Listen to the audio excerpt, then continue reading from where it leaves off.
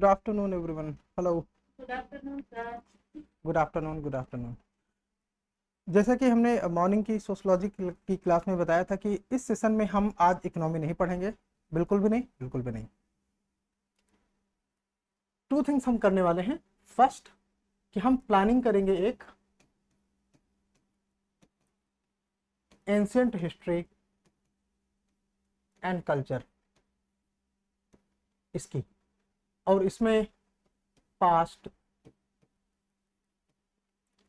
30 years के जितने भी पीवाईक्यूज उनके डायमेंशंस कवर किए गए हैं।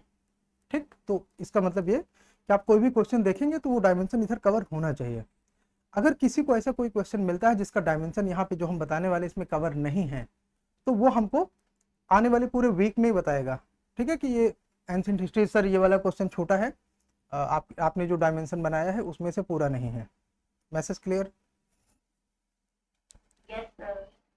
ठीक, नाउ तो ये हम प्लानिंग करने वाले हैं। दूसरी चीज, इस प्लानिंग में कंट्रीब्यूशन सबसे ज्यादा किसका है? तो हमारे 3 अभ्यर्थी हैं, समीक्षा, प्रिया और जिनल। इन 3 लोगों का कंट्रीब्यूशन काफी है। इनके द्वारा डायमेंशन जो सजेस्ट किए गए हैं उनको इंक्लूड किया गया है।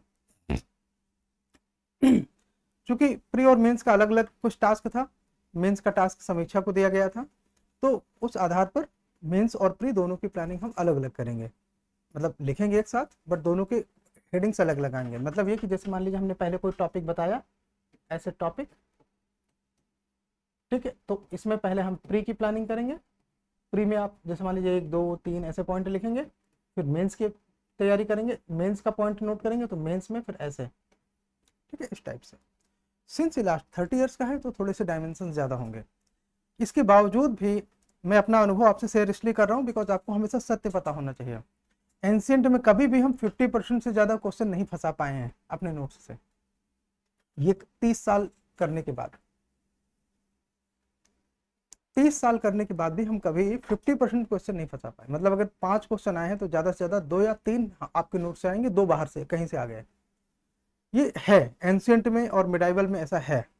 ये मतलब ये अगर फंस जाता है मान लीजिए आने वाले एग्जामिनेशन में, तो ये समझिए कि ये तुम्हारी किस्मत है, कुछ और है। बट हम इस तरह का मैं इसलिए प्रॉमिस नहीं करता बिकॉज हमने पहले बहुत कोशिश किया और बहुत हारे हैं। नाउ तो क्या हमको ये करना चाहिए? हाँ, क्योंकि मेंस का हम हर बार क्वेश्चन फंसा लेंगे, मेंस का फंस जाएगा। प्री वाले में दिक्कत आती है, प्री में एक दो करके क्वेश्चन बाहर से ही आता है। छोड़ क्यों नहीं सकते? ऊपर ऊपर नोट्स बना ले तो क्या दिक्कत है? दिक्कत ये फिर एक भी नहीं फंसेंगे, ऊपर ऊपर बनाने से। तो छोड़ दो तो क्या दिक्कत है? 4-5 क्वेश्चन जो प्री में आते हैं सब छूट जाएंगे हाथ से। एंशिएंट ऐसा इसमें गलत हो जाता है, जबकि इसके क्वेश्चन सबसे ईजी होते हैं। ईजी मतलब डिजाइन में 1 लाइनर क्वेश्चन होते हैं। मैं बताऊंगा कहाँ पे 1 लाइनर है, कहाँ पे 2 लाइनर है, किस तरह के हैं, सब बताऊंगा।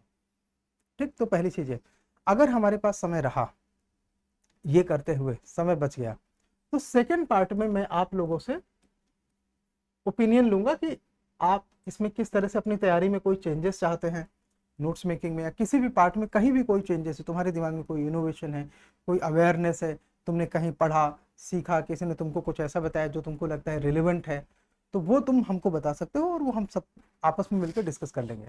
तो ये सेकेंड पार्ट में अगर टाइम रहा तो। मैसेज क्लियर है? ये आज का हमारा एजेंडा है। जो लोग इकोनॉमी केवल पढ़ने के लिए बैठे हैं उनका आज इस क्लास में इकोनॉमी का कुछ भी नहीं किया जाएगा। प्लानिंग हम करने वाले हैं एंशिएंट हिस्ट्री की। आइडियली ये प्लानिंग हम सोशलॉजी की क्लास में करते हैं, बट आज कुछ कारणों से सोशलॉजी की क्लास में नहीं हो पाया, तो अब ये हम इकोनॉमी की क्लास में करते हैं। ये एक ओपन सेशन है, मतलब आपके दोस्त, आपके कोई सहपाठी किसी भी उसमें है तो इसको अटेंड कर सकते हैं। इसलिए इकोनॉमी के बच्चे जो सोशलॉजी में नहीं है, अगर वो कभी प्लानिंग का कोई ओपन सेशन होता है तो आप उधर आया करो।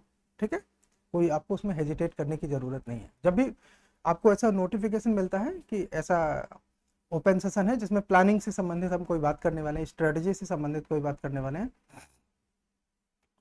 तो मतलब हम उसको आप उसको अटेंड करो, वो आपके लिए फायदेमंद होगा। शुरू करें? चलिए, सबसे पहला हमारा टॉपिक है एंशिएंट और कल्चर में, वो है प्राचीन इतिहास के स्रोत। प्राचीन इतिहास के स्रोत।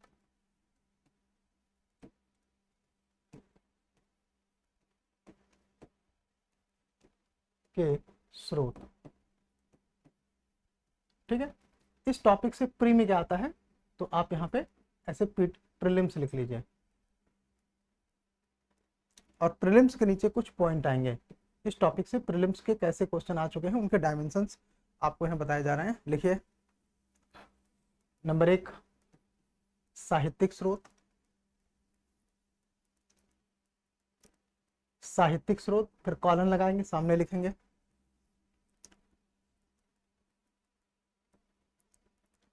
वेद, महाकाव्य, कॉमा पुराण, पुराण, पुराण, कॉमा बौद्ध एवं बौद्ध, कॉमा जैन, कॉमा संगम साहित्य, कॉमा संगम साहित्य। सारा सिलेबस कहाँ मिलेगा, एनसीईआरटी में, पुरानी वाली में A to Z मिलेगा, ठीक है। बिकॉज जब भी हमने इसमें वैल्यू ऐड किया है तो वो वहीं से किया है फिर। दूसरा, विदेशी यात्रियों के विवरण। विदेशी यात्रियों के विवरण, नंबर 2 विदेशी यात्रियों के विवरण। नंबर 2 विदेशी यात्रियों के विवरण। इसमें आगे कॉलन लगाइए आप, मेगास्थनीस, कॉमा फाहियान, कॉमा वेनसांग, कॉमा अलबेरूनी। ये चारों कभी न कभी कहीं न कहीं पूछे जा चुके हैं। के दो नाम क्या बोले? मेगास्थनीस, फाहियान, वेनसांग, अलबेरूनी।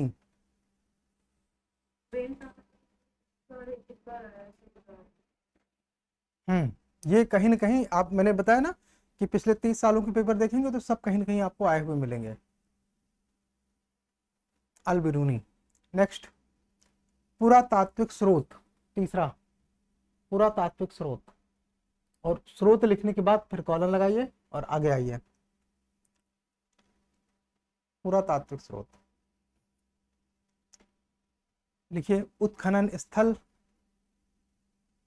कॉमा अभिलेख। अभिलेख में ब्रैकेट लगाइए, अभिलेख के बाद लिखिए ब्राह्मी, कॉमा खरोष्ठी, ब्रैकेट बंद, कॉमा सिक्के, कॉमा सिक्के।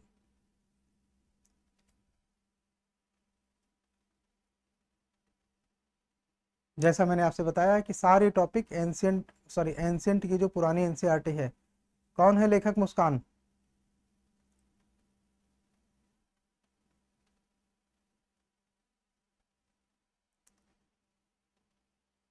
अनामिका, कौन है लेखक।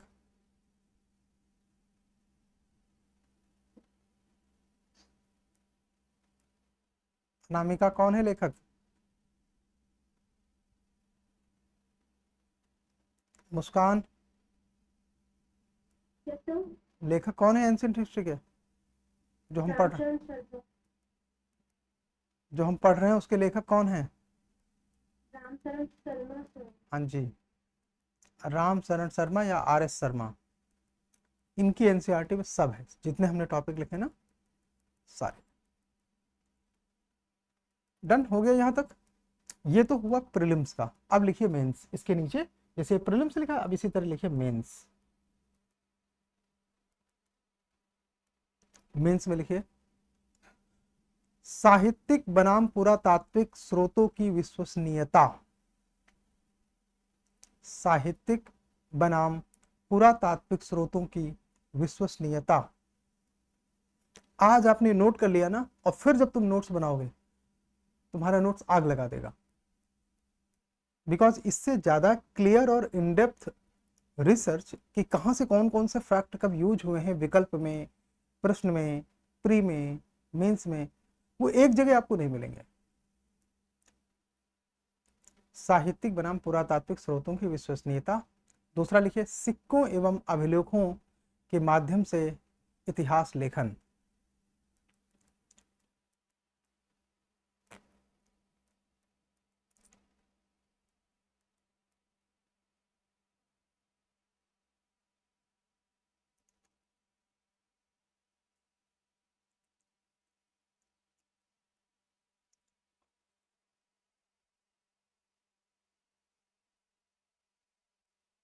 अच्छा लिख लिया ना, नीचे लिखिए PYQ ऐसे, PYQ जैसे प्री लिखा आपने हेडिंग, मेंस लिखा हेडिंग, उसी तरह हेडिंग लिखिए PYQ। इस पे लिखिए यात्रियों यात्रियों के मिलान डैश शासक एवं उद्देश्य, ये PYQ आया था।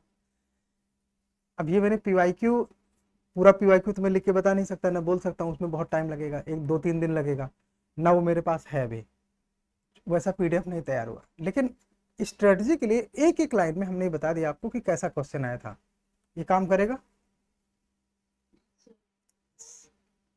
ये काम करेगा। क्वेश्चन तुम्हारे पास होना चाहिए, जब तुम अब करोगे ना तो क्वेश्चन तुम इससे गूगल में ढूंढोगे ना, ऐसे सर्च करके जितना मैंने लिखाया तुरंत आ जाएगा। तो क्वेश्चन का क्या करना है कि जैसे ना स्क्रीनशॉट ले लेके, मान लो 30 40 50 स्क्रीनशॉट हो जाएंगे, लेके उनको एक PDF बना के अपने पास रख लेना है, वो आगे के लिए आपको हेल्प करेगा। ठीक है ना ये आइडिया? चलिए ठीक। तो ये तो था हमारा पहला टॉपिक, हमने यहाँ पे नंबर 1 डाला, इतिहास के स्रोत। ठीक है, अब हम आगे चलेंगे नंबर 2, दूसरा। ठीक है, दूसरा लिखेंगे प्राक ऐतिहासिक। ये प्राग बोलते हैं कि प्राक बोलते हैं?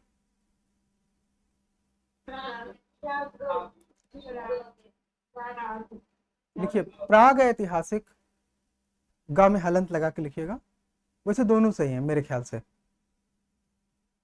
प्री हिस्टोरिक इंग्लिश में है तो आप उसका ट्रांसलेशन जो भी है अपने हिसाब से लिख लीजिए, और जिसको कुछ ना समझ में आए लिख लीजिए पूर्व ऐतिहासिक, मतलब एक ही है सबका। प्राग ऐतिहासिक एवं सिंधु सिंधु सभ्यता।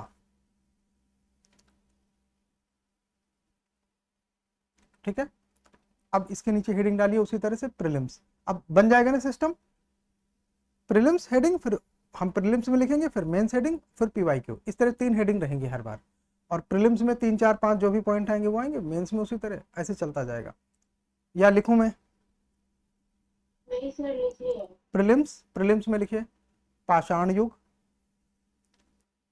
कॉमा कॉमा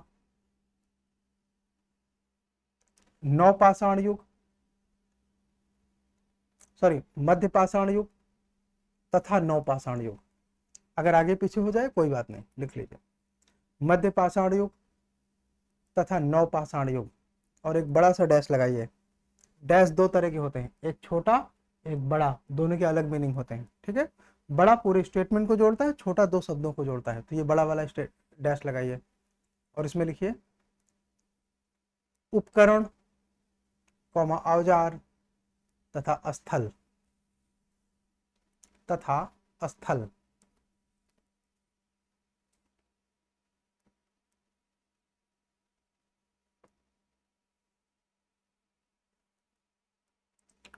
ठीक है, ये तो था पहला। दूसरा दूसरा पॉइंट इस पे लिखेंगे ताम्रपाषाण संस्कृति, ताम्रपाषाण संस्कृति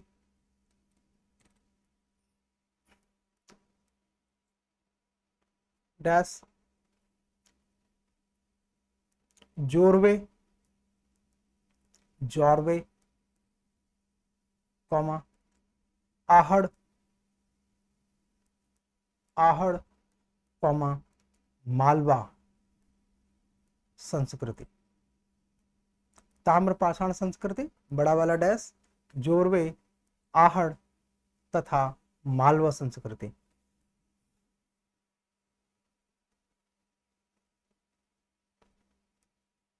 तीसरा इसमें बिंदु क्रिएट करेंगे, नंबर 3,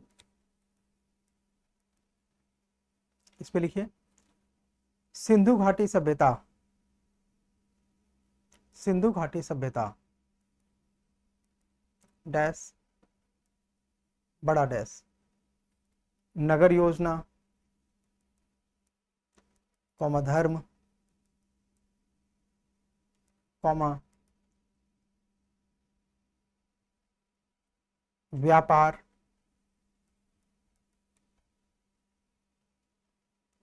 तथा सभ्यता का पतन, सभ्यता का पतन।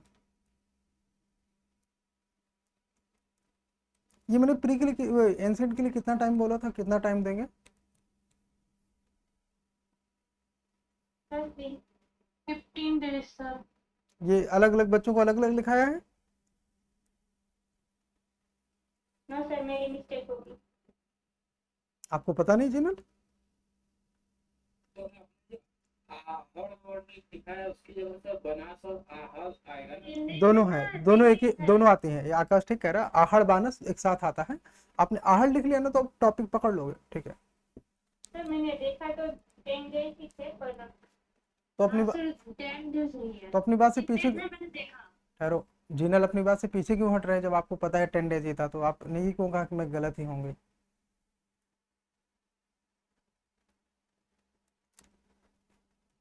भाई अगर आपको पता है तो आप उसमें फिर स्टिक करो। हाँ, 15 दिन किसको हमने बोला है बेटे? 10 दिन का ही समय दिया है, 15 दिन का नहीं दिया, ठीक है। अब इसे ठीक कर लो आप लोग। सर उसमें 15 days तो हमने पूरा वॉलपेपर लगा के रखा था। मैं आपको स्क्रीनशॉट दूं? तो बेटा अगर मान लीजिए कि खाने में गलत चीज आ गई हो तो उसको खा थोड़ी ना लेते हैं, उसको निकाल के अलग कर देते हैं, है ना। तो 10 दिन का ही समय दिया गया एंशिएंट के लिए। मिडाइवल के लिए भी तो मुझे लग रहा है 7 दिन भी काफी होगा, देखेंगे। 7 से 10 दिन तक उसमें दिया जा सकता है। आज तारीख कितनी है? 26 सॉरी, 26। ये मैं पहले कंफर्मेशन इसलिए कर रहा हूँ क्योंकि सब मेरे लिखाने के बाद तुम लोग पलट जाओगे या पलट जाने की संभावना है, इसलिए इसे मैं पहले स्पष्ट कर लेना चाहता हूँ। आज है 26 जुलाई, ठीक। आज का सेशन किसी ने देख लिया क्या, करंट अफेयर्स? सर आप देखा था कि पूरा किसी ने देखा हो तो बताए। अच्छा ठीक है, थोड़ी लेट हुई थी। अच्छा हाँ, अपलोड तो लेट हुई।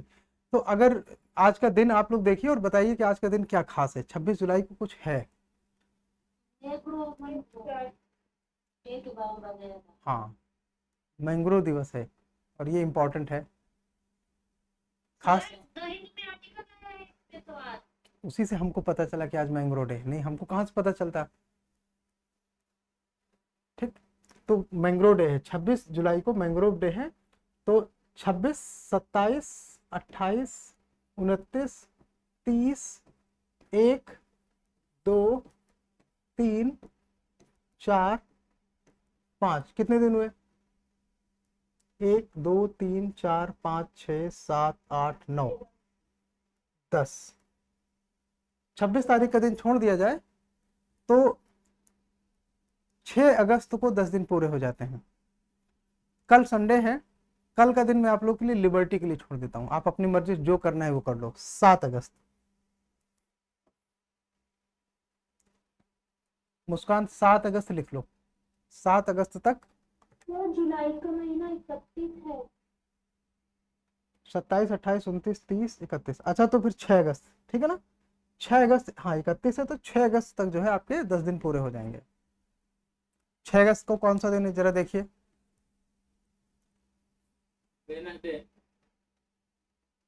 वेडनेसडे, बढ़िया। तो 6 अगस्त तक आपके एनसीईआरटी के नोट्स फाइनली सबमिट हो जाने चाहिए। जिनको 2026 में सिलेक्शन लेना है, जिनको 2026 में 1-2 नंबर मिस करना है, वो 7 या 8 अगस्त को सबमिट करें। जिनको 2026 लक्ष्य ही नहीं है वो आराम से चाहे जितना टाइम लें, ठीक है। इस तरह से आप अपना काम करो।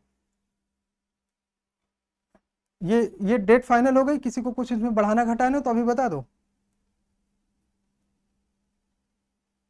सर तो सिर्फ एनसीईआरटी रहेगा? सिर्फ नहीं, आप गूगल का यूज करो ना, मैंने साथ में बोला तो। Google, chat GPT, Google Gemini, जो जो यूज करना है करो। सोर्स में मेरी ओर से कोई बाध्यता नहीं है। एनसीईआरटी, मैंने ये बोला कि एनसीईआरटी में सब मिलता है। देखो एक बात सुनो मेरी बात, मैं एनसीईआरटी बोलता क्यों हूँ?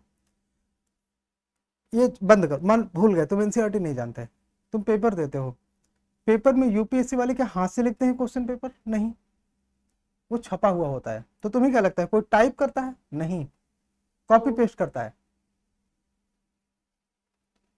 कॉपी पेस्ट करता है, ठीक है।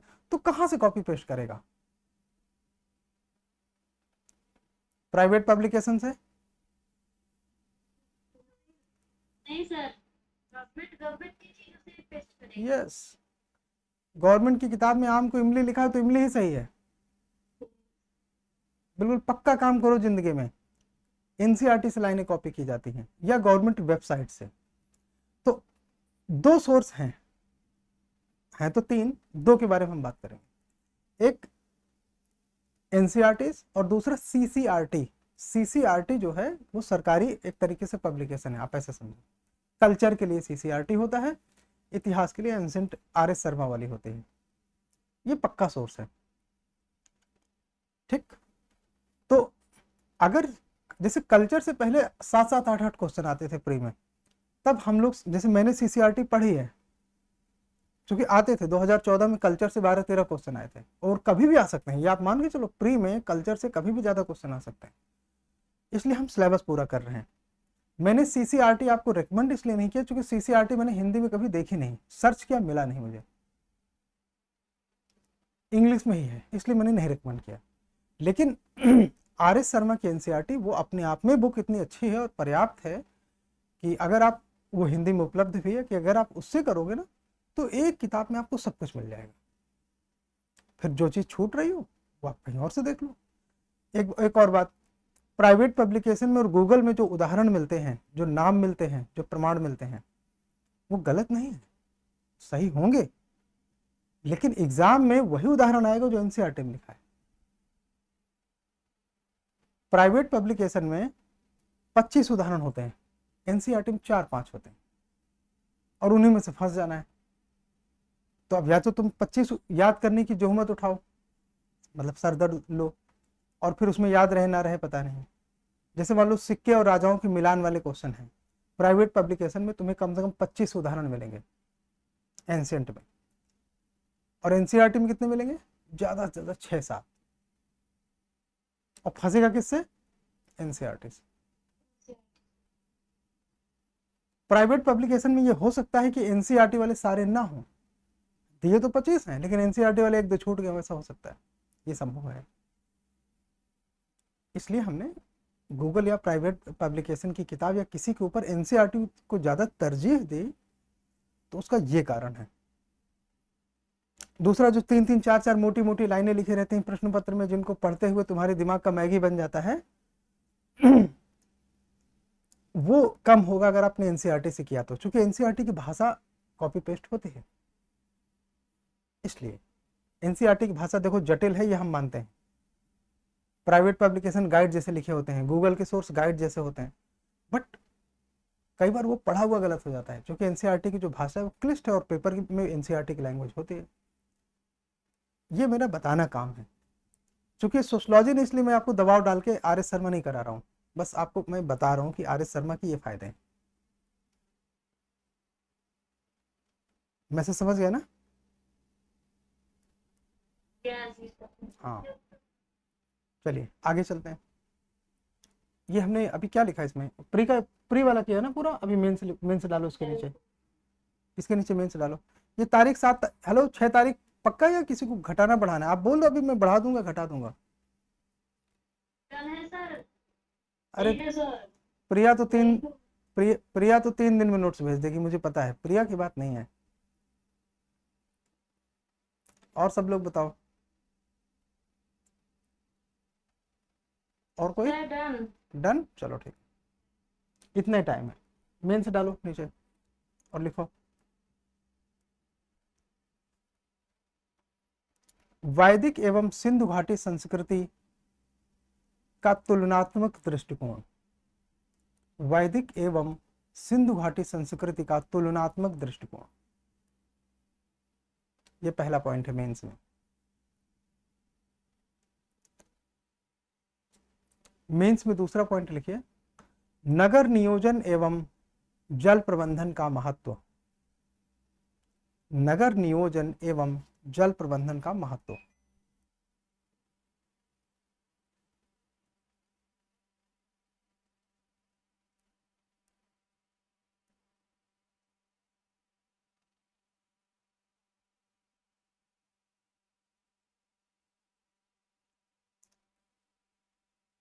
नीचे पीवाईक्यू हेडिंग डालो,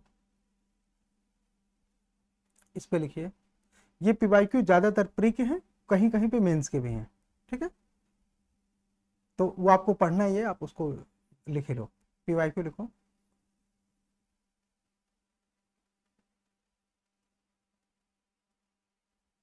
ये डॉकयार्ड को हिंदी में क्या कहते हैं? बंदरगाह। बंदरगाह। लिखो, लोथल का बंदरगाह, कॉमा, लोथल का बंदरगाह, कॉमा, मुहर एवं सॉरी, लोथल का बंदरगाह, कॉमा, सिंधु सभ्यता की मुहर एवं जल निकासी प्रणाली, सिंधु सभ्यता की मुहर एवं जल निकासी प्रणाली।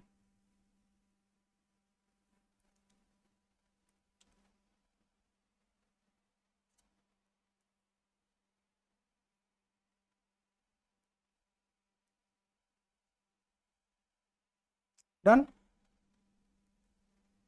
तीसरा, वैदिक काल।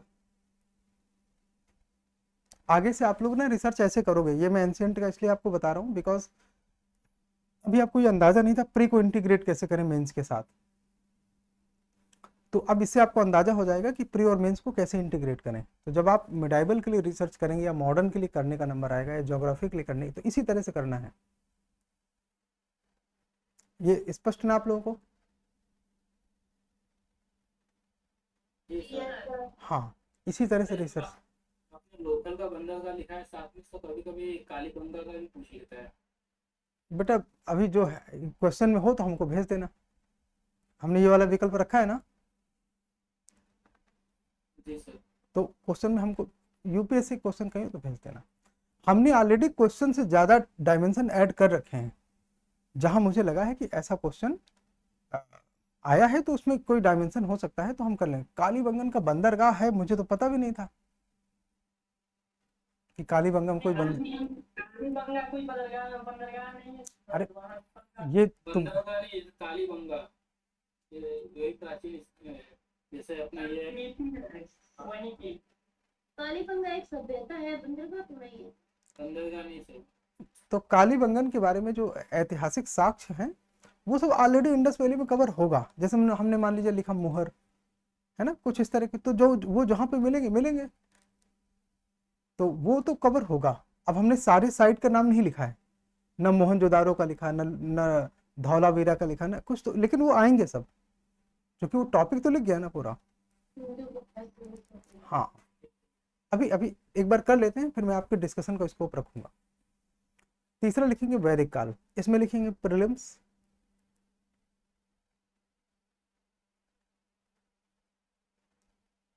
प्रीलिम्स, प्रारंभिक एवं उत्तर वैदिक काल, बड़ा डैश,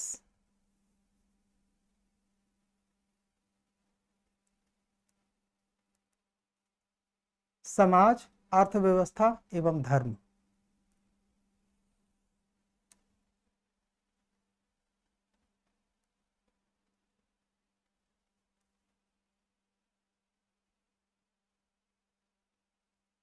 दूसरा पॉइंट प्रीलिम्स में ही, सभा, समिति, सभा कौमा समिति, सभा कौमा समिति,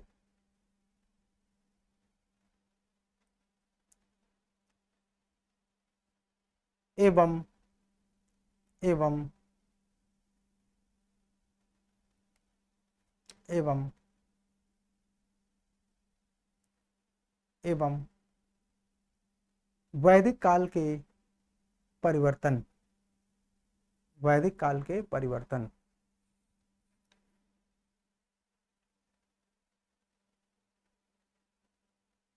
मेंस में लिखिए,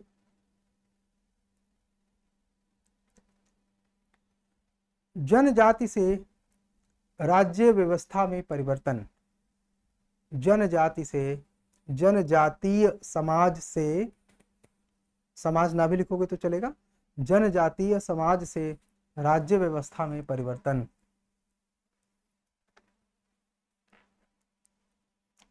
मेंस में दूसरा पॉइंट लिखिए, वर्ण व्यवस्था एवं नारियों की स्थिति, वर्ण व्यवस्था एवं नारियों की स्थिति।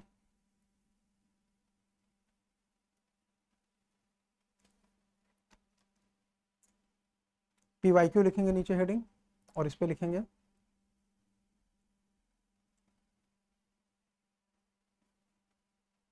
वैदिक अर्थव्यवस्था, कॉमा सभा एवं समिति। ये तीनों शब्दों से क्वेश्चन आ चुका है। सभा समिति में अंतर आया था, एक साथ आया था, और वैदिक अर्थव्यवस्था में आया था कि ये पशु आधारित अर्थव्यवस्था थी। तो वैदिक अर्थव्यवस्था ब्रैकेट में लिख लीजिए पशु आधारित।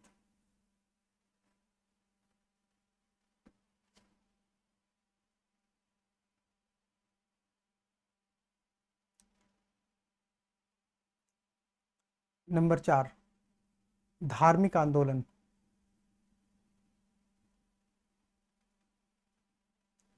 धार्मिक आंदोलन और आगे ब्रैकेट में लिखिए ईसा पूर्व से 6वीं सदी तक।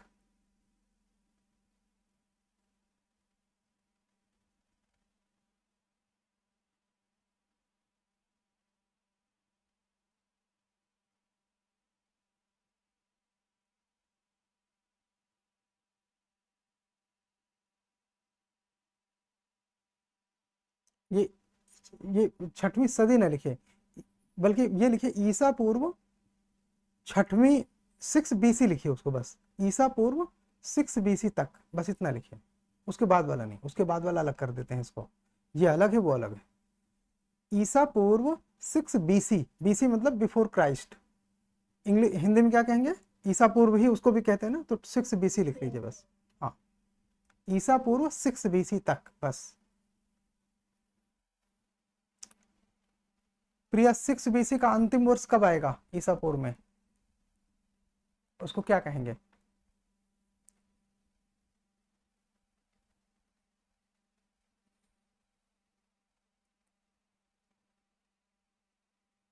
आकाश,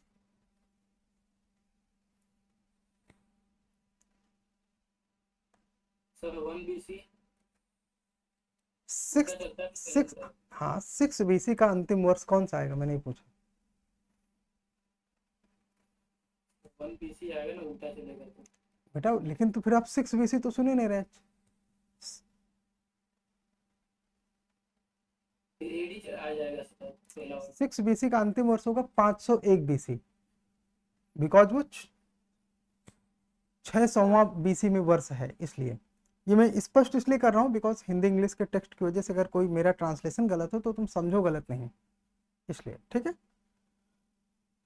समझ में आया ना, यानी कि लिख लो सीधे सीधे शब्दों में 501 BC से पूर्व। एकदम ठीक ठीक बात हो गई, अब कंफ्यूजन ना हो कोई।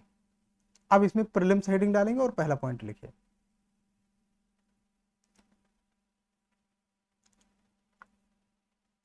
पहला पॉइंट लिखिए, जैन एवं बौद्ध धर्म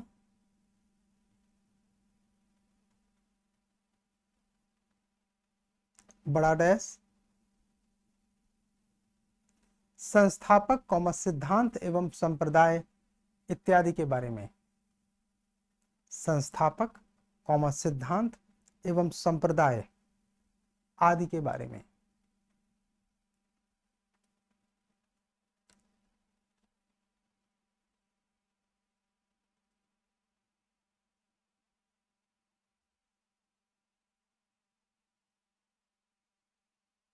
नेक्स्ट,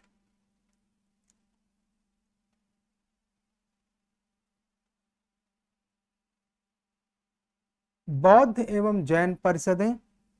दूसरा इसमें प्रीलिम्स में लिखिए बौद्ध एवं जैन परिषदें कॉमा प्रतीक एवं साहित्य, एवं साहित्य। बौद्ध कौमा जैन परिषदें कौमा प्रतीक एवं साहित्य। मेंस हेडिंग डालेंगे नीचे, लिखेंगे वैदिक परंपरा के विरुद्ध, वैदिक परंपरा के विरुद्ध प्रतिक्रिया के रूप में उत्पन्न धार्मिक व्यवस्थाएं।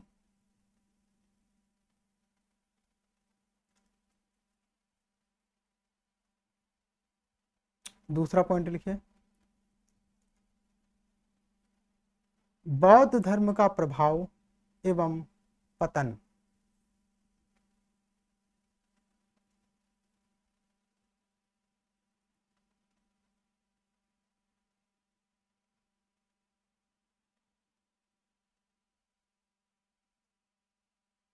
PYQ, बौद्ध एवं जैन दर्शन कौमा सिद्धांत एवं प्रतीक, एवं प्रतीक।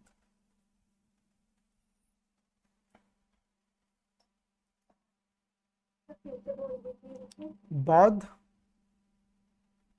बौद्ध एवं जैन दर्शन कौमा सिद्धांत कौमा प्रतीक एवं साहित्य। साहित्य अलग से लिख लीजिए, हालांकि वो प्रतीक का पार्ट है, लेकिन आप अलग से भी लिख लीजिए, प्रतीक एवं साहित्य। ये चारों से प्रश्न आ चुके हैं, दर्शन से भी आ चुके हैं, सिद्धांत से भी आ चुके हैं, प्रतीक से भी आ चुके हैं और साहित्य से भी आ चुके हैं।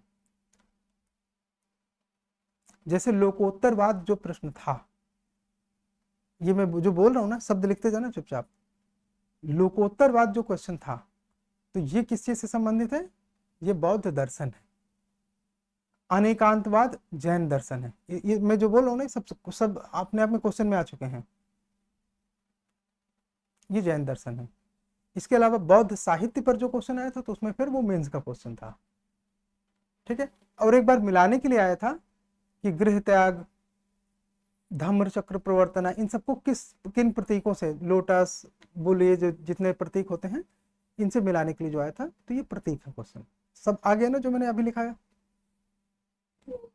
हाँ। पांचवा लिखिए, महाजनपद एवं मगध का उत्कर्ष।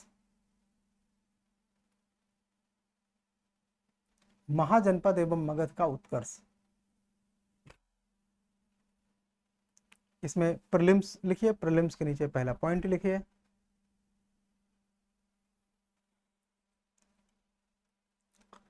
महाजनपदों की राजधानी एवं भौगोलिक क्षेत्र।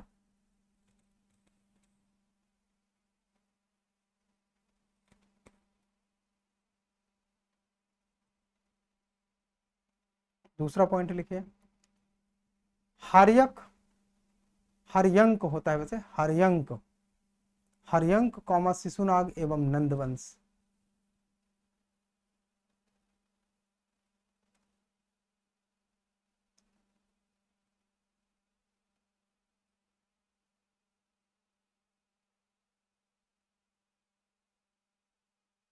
नंदवंश, बड़ा डैश लगाइए, बड़ा डैश लगाइए। सामाजिक एवं राजनीतिक परिवर्तन, सामाजिक एवं राजनीतिक परिवर्तन।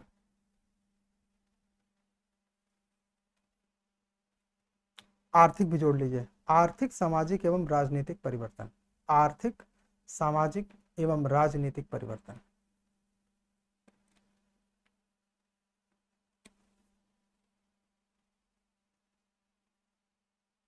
मीन्स हेडिंग डालिए,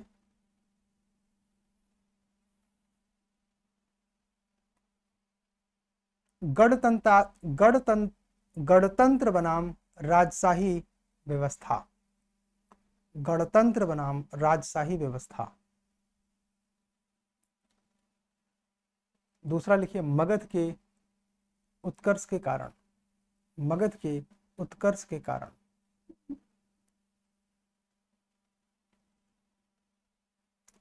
देखो, आइडियली पहले नंबर पे मगध का उत्कर्ष आना चाहिए, दूसरे नंबर पे गणतंत्र और राजशाही आना चाहिए, तो नंबर ऊपर नीचे कर दो बस। जो लिख लिया ठीक लिखा है, गणतंत्र को दूसरे नंबर पे लिखो, उसमें नंबर 2 लिख दो और नंबर 1 पे मगध के उत्कर्ष के कारण लिखो। ठीक है, जिन्होंने इतिहास पढ़ा उनको तो दिक्कत नहीं होगी, वो जानते हैं ये बात, या हाँ या ना। जिसने नहीं पढ़ा उसको हो सकता है कि थोड़ी दिक्कत हो। हाँ, जिसने नहीं पढ़ा उसको थोड़ा दिक्कत होगा, हो सकता है वो पहले को दूसरा, दूसरा को पहले समझ ले, इसलिए क्रम ठीक कर लो। PYQ, PYQ में लिखिए धातु उपयोग, धातु उपयोग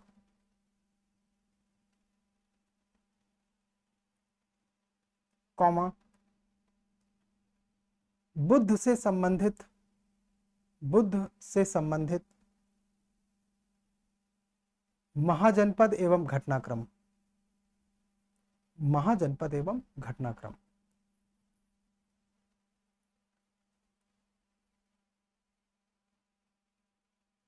तो बुद्ध मतलब बुद्ध और बुद्धिज्म दोनों बातों से संबंधित, महाजनपद एवं घटनाक्रम। नंबर 6 लिखिए मौर्यकाल। मैं बता देता हूं कैसा क्वेश्चन आया था। इस तरह के 2 प्रश्न आज तक आ चुके हैं और दोनों प्रश्न एक ही थे, मतलब 2015 और 16 में सेम प्रश्न रिपीट हुआ था। प्रश्न ये था कि इनमें से कौन कौन से महाजनपद भगवान बुद्ध से संबंधित हैं, बस सेम क्वेश्चन 2 बार आया प्री में। ठीक है, तो आप लोगों को सब याद रखना चाहिए। अब जैसे इसमें नया क्वेश्चन कैसे बन सकता है, ये पूछा जा सकता है कि बुद्ध इन महाजनपदों में यात्रा की, और नाम लिख के दे देगा यूपीएससी। उनकी यात्रा का सही क्रम क्या था, कि पहले कौशल गए, कि पहले मल्ला गए, कि पहले काशी गए, कि पहले श्रावस्ती गए। ये सीक्वेंस आपसे पूछ सकता है अगली बार। सर PYQ में ऐसा क्वेश्चन आया है कि किन किन बुद्ध से संबंधित है, कौन कौन सा स्थल? वो तो मैंने बताया 2015 और 16 में सेम क्वेश्चन रिपीट हुआ था, यही जो तुम बता रहे हो ना, यही। अब आगे पूछ सकता है कि इनमें से निम्न स्थानों पर भगवान बुद्ध गए, तो उनकी यात्रा का सही क्रम क्या है। ठीक है, ये मुझे इंपॉर्टेंट क्यों लगा, बिकॉज जब मैं इसको देख रहा था तो मुझे लगा कि ये चीजें मैप में दिख रही हैं, इसलिए। और जो चीज मैप में दिखती है वो उसके क्वेश्चन बनने के चांसेस होते हैं।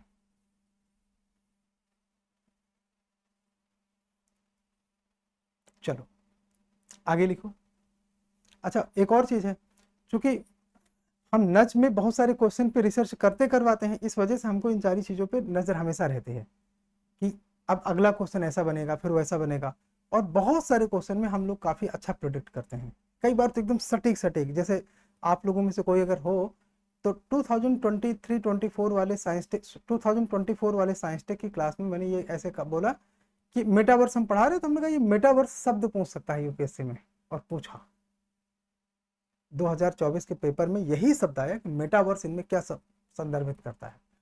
तो वो जिन चीजों में आप लिप्त हो जाओ ना, उन चीजों में आपको आपकी जो अंतर प्रेरणा है वो थोड़ी सी बढ़ जाती है। इसीलिए मैं आप सब लोग को रिसर्च करने के लिए जोर देता हूँ। ये मैं लिखा रहा हूँ, इसका ये मतलब नहीं कि तुम लोग अपना रिसर्च नहीं करोगे, तुम लोग अपना रिसर्च जरूर करोगे एंसेंट पे। बस तुम लोग 2012 की बात कर लेना, 2012 तथा उसके बाद का प्री और मेंस दोनों, सब लोग अपना अपना करेंगे। ठीक है, आप करना जरूर, मैंने आपसे बताया। जिसने नहीं किया ना उसको मैं अगली बार फिर मिडाइवल वाली क्लास में नहीं बुलाऊंगा, इसलिए आप लोग करना जरूर। मैं नहीं किया ना, उसकी नोट्स में आग लगवा दीजिएगा मेरे जैसा। प्रिया तुम्हारा रिचार्ज बढ़ रहा है। चलो आगे चलते हैं। मौर्य साम्राज्य नंबर 6, इस पे लिखिए प्रीलिम्स। प्रीलिम्स में लिखेंगे चंद्रगुप्त मौर्य एवं अशोक, बड़ा डैश लगाइए, शासन कॉमा अभिलेख एवं धम्म, शासन अभिलेख एवं धम्म।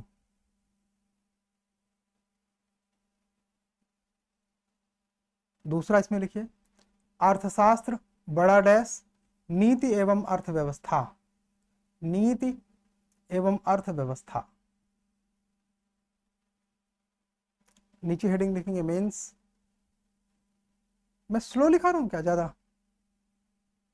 नहीं सर, रीडिंग है। अच्छा ठीक, मीन्स इसमें लिखिए अशोक, अशोक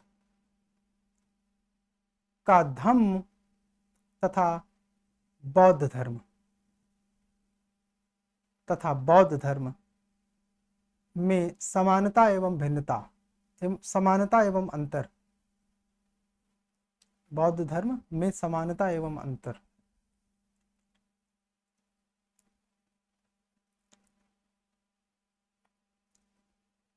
मीन्स में दूसरा पॉइंट लिखिए केंद्रीकृत शासन। अच्छा ये तो तुम समझ जाते हो ना, हमने लिखा केंद्रीकृत शासन, तो ये मौर्य काल के केंद्रीकृत शासन की बात है, यस और नो? Yes sir. ऐसी ऐसी ऐसी ब्लंडर गलती तो नहीं करोगे कि हाँ वहां तुम बीच में मोदी जी का शासन डाल दो, नहीं ठीक है। तो लिखिए केंद्रीकृत शासन की विशेषता एवं आलोचना, केंद्रीकृत शासन की विशेषता एवं आलोचना। पीवाईक्यू लिखिए अशोक स्तंभ की कला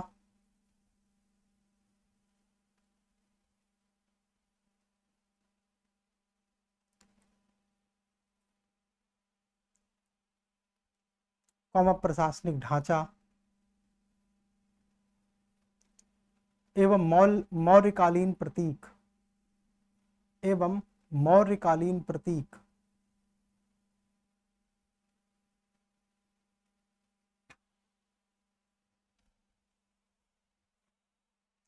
नंबर 7 मौर्योत्तर युग, मौर्योत्तर युग या उत्तर मौर्यकालीन युग, दोनों की बातें हैं।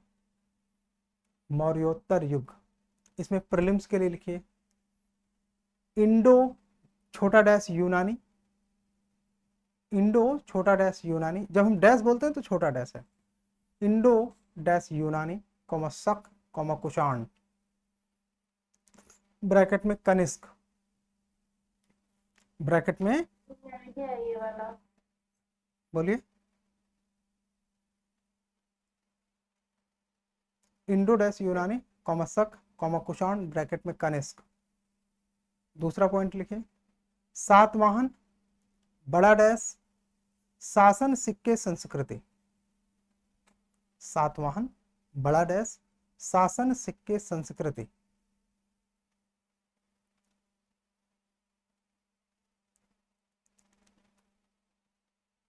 तीसरा पॉइंट लिखिए इसी में संगम युग बड़ा डैश साहित्य व्यापार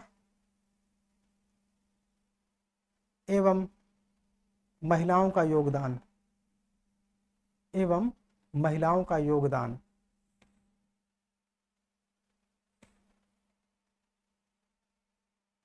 अच्छा ये बताओ किसका आप लोगों में से अभी भी वर्ल्ड हिस्ट्री का नोट्स फाइनल नहीं हुआ है? हमें नहीं भेजा कोई बात नहीं, पूरा बना नहीं है ये बता दो मुझे।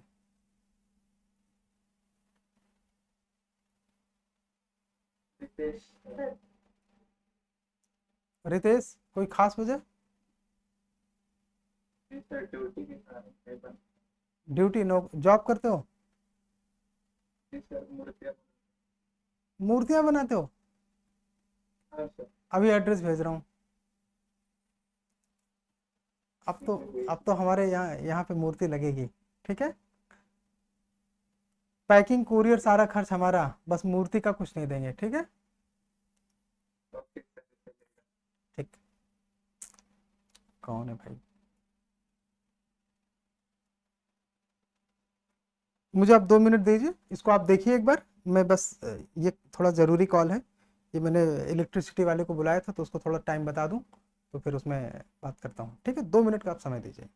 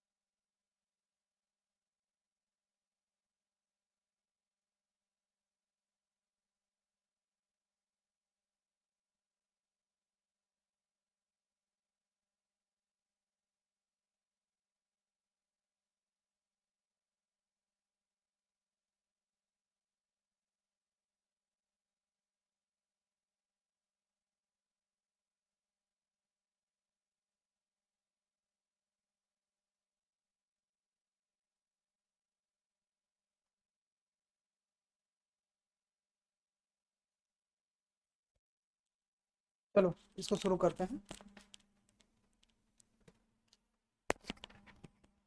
लास्ट हमने क्या किया है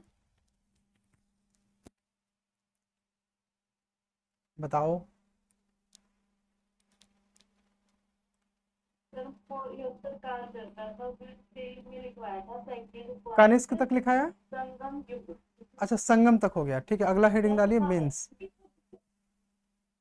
मेंस, मेंस में लिखिए भारत में, भारत में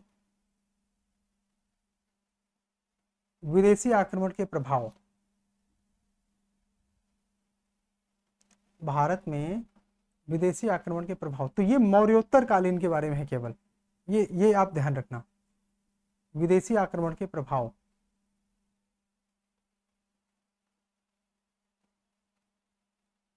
एवं मेल जोल, एवं मेल जोल। मीन्स में दूसरा पॉइंट लिखिए दक्षिण भारत में शहरीकरण एवं, दक्षिण भारत में शहरीकरण एवं व्यापार, व्यापार।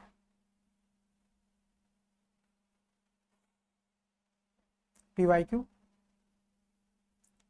गांधार कला कौमा मथुरा कला कौमा संगम प्रशासन, तीनों से क्वेश्चन आ चुके हैं। गांधार कला कौमा मथुरा कला कौमा संगम प्रशासन।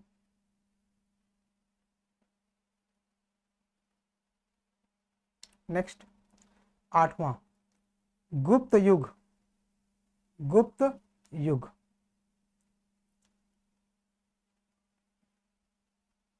इस पे लिखिए नंबर, प्रीलिम्स में नंबर 1।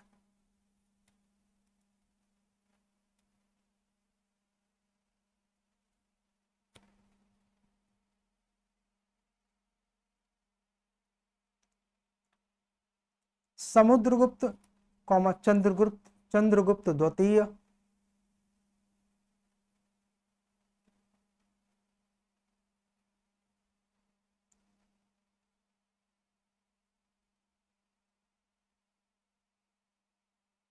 समुद्रगुप्त एवं चंद्रगुप्त द्वितीय, बड़ा डैश लगाएंगे, बड़ा डैश लगाएंगे। राजनीतिक विस्तार, राजनीतिक विस्तार। दूसरा पॉइंट लिखेंगे प्री में Nalanda comma Aryabhatta comma Kalidas comma Fa Hien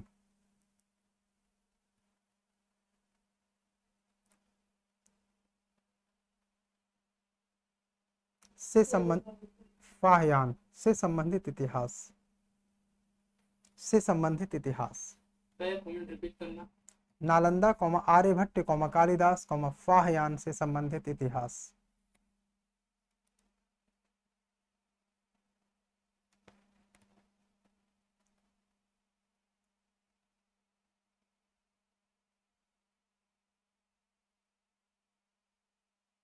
तीसरा पॉइंट लिखिए मंदिर निर्माण एवं नागर शैली, मंदिर निर्माण एवं नागर शैली।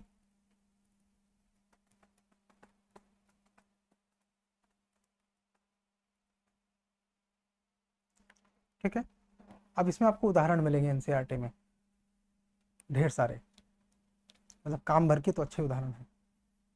मेंस हेडिंग डालिए नीचे, लिखिए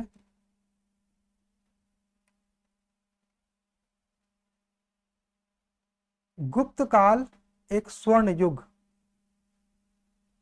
बड़ा डैश वास्तविकता एवं आलोचना, वास्तविकता एवं आलोचना।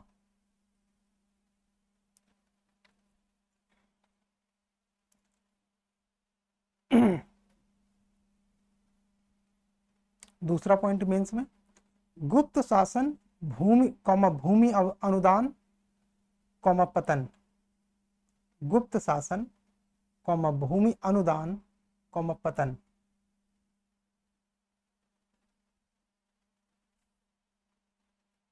पीवाईक्यू हेडिंग डालेंगे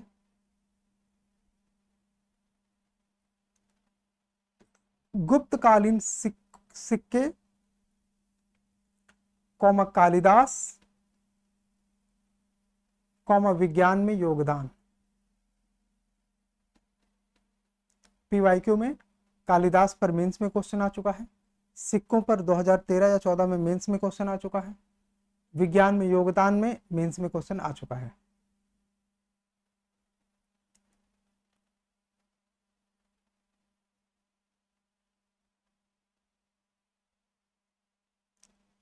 नवी हेडिंग लिखिए, उत्तर गुप्तकाल एवं क्षेत्रीय राज्य। उत्तर गुप्तकाल एवं क्षेत्रीय राज्य।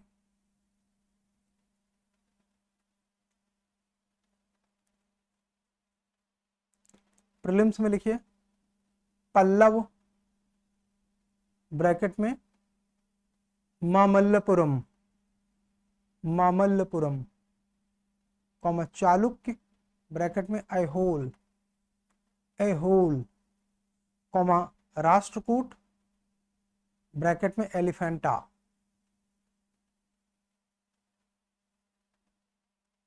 प्रीलिम्स में दूसरा पॉइंट लिखिए मंदिर स्थापत्य, बड़ा डैश नागर, कॉमा द्रविड़, कॉमा बेसर शैली। अब देखिए मंदिर स्थापत्य हमने गुप्तकाल में भी लिखा, तो वो पंचायतन स्टाइल है। जब हम, अरे तुम अब बाद में लिखना, जब तुम हर बार छूटोगे तो कैसे काम चलेगा, थोड़ा गति बढ़ाओ। ये तो आप पता नहीं कैसे आंसर राइटिंग करते हो, तुम्हारी इतनी स्लो स्पीड है। नए नए बच्चों को नहीं छूट रहा, तुम्हारा छूटता है हमेशा। जबकि जब हम उत्तर गुप्तकाल में नागर शैली की बात करते हैं तो ये टाइम पीरियड अलग है। इसमें हर्षा और हर्षा के बाद वाले जो राजा हैं जैसे चंदेल वगैरह ये सब आ जाएंगे। ठीक, आप अच्छे से करना, उदाहरण सब जैसे लिंगराज, ये सब जितने मंदिर हैं, अब ये सब 8वीं शताब्दी के आसपास तक के सारे मंदिर आ जाएंगे, ये ध्यान रखना। आप लोग खूब डिस्कशन करना आपस में इसमें, एक एक पॉइंट पे, चूंकि एक एक शब्द जो हमने लिखे ना, जो चुने हैं वो थोड़ा सोच समझ के चुने हैं, या तो क्वेश्चन से निकाले गए हैं या तो सिलेबस से। बहुत रेयर 2-4 जगह होंगी जहां हमने अपने से मैंने डाल दिए हैं, अन्यथा वो हैं सब क्वेश्चन के ही शब्द। तो इसलिए थोड़ा सावधानी से करेंगे तो ठीक रहेगा। ज़्यादा समस्या हो तो आप लोग डिस्कशन करना और हमको टाइम बता देना, तो हम भी तुम्हारे डिस्कशन में आ जाएंगे कि किस समय इस विषय पर डिस्कशन चल रहा है, तो हम आ जाएंगे तो बता देंगे कि इसमें किस तरह से करना है। बॉयज़ एंड गर्ल्स आप सब आपके 3 ग्रुप कम से कम है ना? बॉयज़ के 1 ग्रुप है, गर्ल्स के 2 ग्रुप हैं, कम से कम इतना है। बाकी आपके क्या है वो मुझे पता नहीं, लेकिन इतने 3 हैं। एक ग्रुप बॉयज का है, उसको कौन लीड कर रहा है? आकाश, राजकुमार और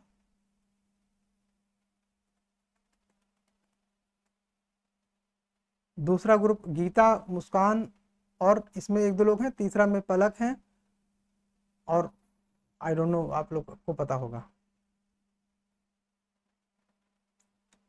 है कि बस मैं ऐसे ही बोल रहा हूँ। Yes sir. ठीक है, तो जब भी आपको दिक्कत हो कि इसमें बन नहीं रही बात एंसेंट में कहीं पे, तो आप लोग आपस में डिस्कस करके टाइम डिसाइड कर लो।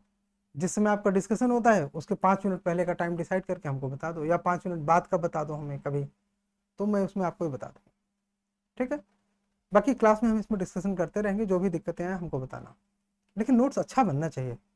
हमने बोला कि हमने एक एक शब्द बहुत चुन के रखे हैं, इतना कुछ काटा है, 2/3 सिलेबस काट दिया। जो एनसीईआरटी में है या आप कहीं भी 2/3 कटा हुआ है, सिर्फ 1/3 है। 100 पेज के नोट्स में तुम्हारा सब हो जाएगा, 80 से 100 पेज के नोट्स में। इसमें से भी कम है, सॉरी, कभी से भी डबल था, मतलब सिलेबस इसमें भी ज्यादा था क्या? सिलेबस में तो सिर्फ प्राचीन इतिहास लिखा है। अब अगर आप अपने नोट्स और कुछ भी देखोगे तो आपको बहुत ज़्यादा मिलेगा। हमने बहुत कुछ काट दिया है अंदरूनी तौर पर। लिखेंगे, आपने लिखा नागर, द्रविड़ एवं बेसर शैली, बराबर है ना? मेन से लिखिए, इसमें लिखिए क्षेत्रीय कला, कौमा स्थापत्य एवं सांस्कृतिक योगदान।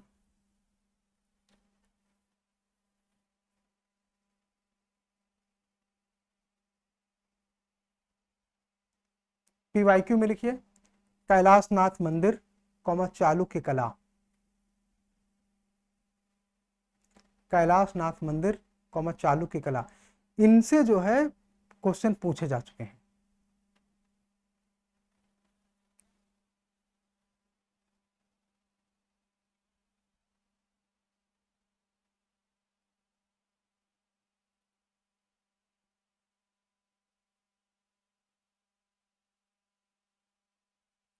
दस, 10वां नंबर लिखिए कला एवं स्थापत्य।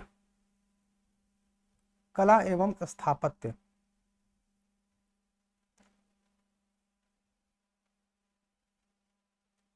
अभी प्री मेंस नहीं लिखना, ठीक है। कला एवं स्थापत्य अब जो आएंगे वो कॉमन आएंगे, प्री और मेंस दोनों के लिए। पहला सिंधु कला, मौर्य स्तंभ, स्तूप, स्तूप।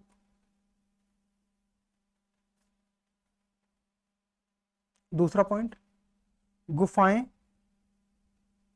बड़ा डैश, अजंता एलोरा एलिफेंटा एवं बाघ।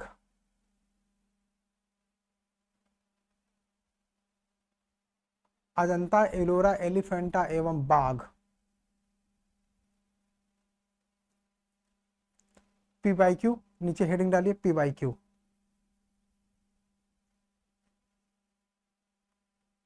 यूनेस्को स्थल, यूनेस्को स्थल, कॉमा स्थापत्य शैली पर मिलान। स्थापत्य शैली पर मिलान, मिलान मतलब मैचिंग वाले क्वेश्चन। समझ गए ना बात को? हाँ सर। Yes sir. ठीक है।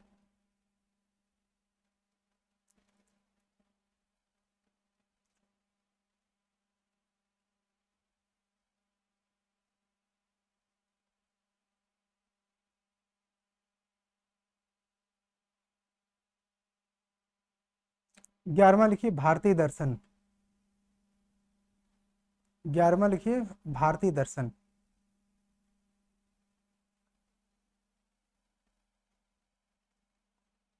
नंबर 1, अभी प्री प्लस मेंस एक साथ चल रहा है।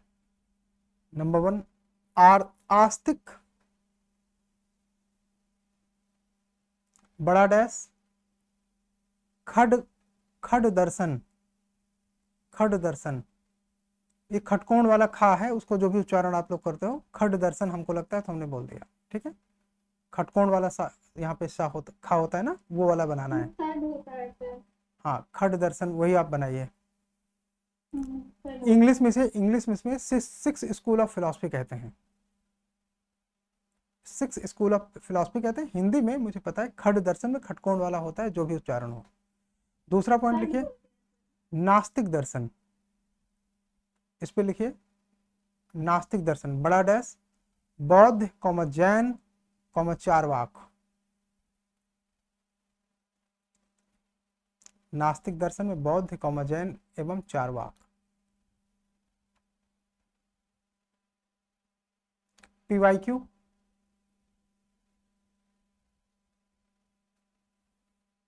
सांख्य, योग एवं मध्यम मार्ग। सांख्य, योग एवं मध्यम मार्ग, ये तीनों से PYQ आ चुके हैं। सांख्य दर्शन से भी, योग दर्शन से भी, और बुद्ध के मध्यम मार्ग से।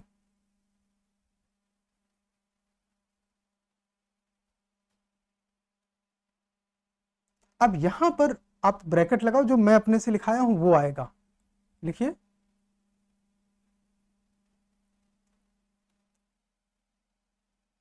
जैन दर्शन, क्योंकि अनेकांतवाद पर प्रश्न आ चुका है, अनेकांतवाद पर प्रश्न आ चुका है, लेकिन जैन दर्शन उसके आगे थोड़ा सा और है, तो वो जैन दर्शन वहां पे लिखिए, ठीक है। 12वां 12 लिखिए साहित्य एवं भाषा। पहला पॉइंट वेद, उपनिषद, रामायण, महाभारत।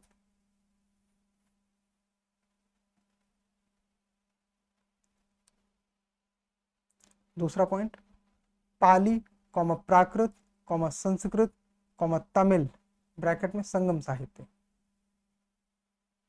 तो पाली साहित्य हो जाएगा, प्राकृत साहित्य हो जाएगा, संस्कृत साहित्य हो जाएगा, तमिल साहित्य हो जाएगा। तमिल साहित्य को ही संगम साहित्य कहते हैं।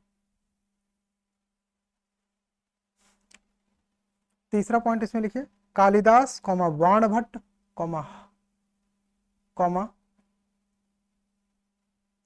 हर्षचरित, हर्षचरित। पीवाईक्यू में संगम ग्रंथ कॉमा कॉमा प्राचीन इतिहास के लेखक एवं रचनाएं। प्राचीन इतिहास में, नॉट के, प्राचीन इतिहास में लेखक एवं उनकी रचनाएं।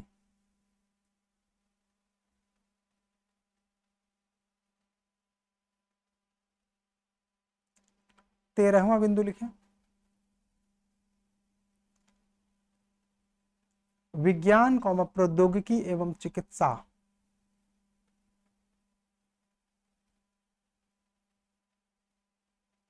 इसमें पहला पॉइंट लिखिए, Aryabhata comma Varahamihira comma Sushruta comma Charaka, Sushruta comma चरक।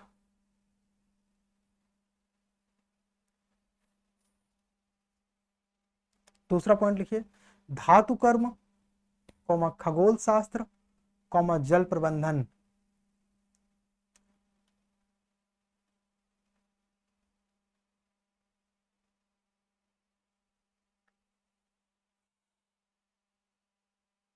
पीवाईक्यू में लिखिए, नीचे पीवाईक्यू, उसमें लिखिए, विज्ञान में योगदान कॉमा गुप्तकालीन तकनीकी, विज्ञान में योगदान कॉमा गुप्तकालीन तकनीकी।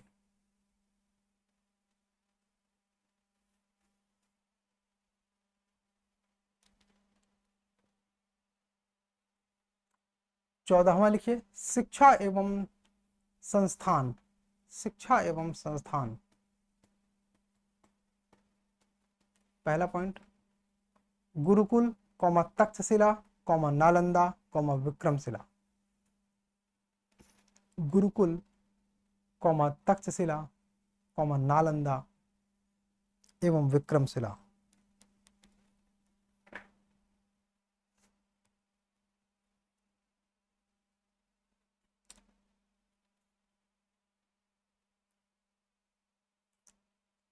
तथा वल्लभी, वल्लभी, वल्लभी, ये वल्लभी हम अपने से लिखा रहे हैं, इसको ब्रैकेट में लिख दो।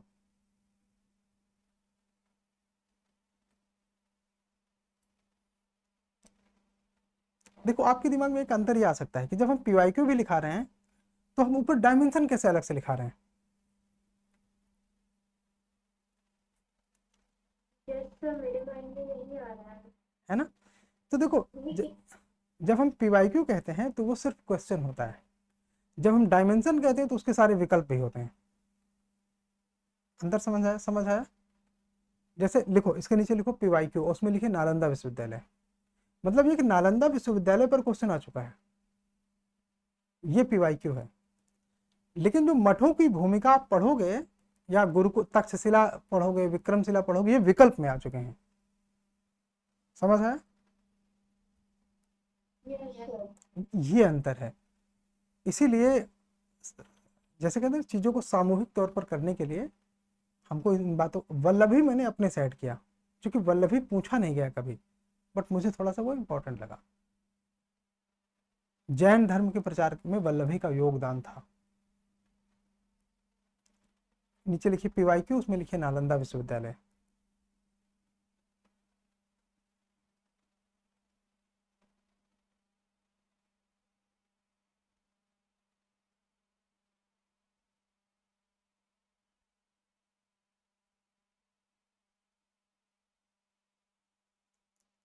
चलो, ये तो हमारा मेन रहा सिलेबस। अभी कुछ छूटा होगा तो आप मुझे बताना, छूटा हो सकता है, इस बात से इनकार कभी नहीं किया जा सकता। ठीक, छूटा हो सकता है तो वो आप लोग मुझे बताना और उसको करते चलना है। इसलिए मैंने आपको बोला ना, सबको पीवाईक्यू करना है, करना है ना। Yes sir. ठीक, तो छोटा हो सकता है, PYQ देखना है, प्री और मेंस दोनों पे, कम से कम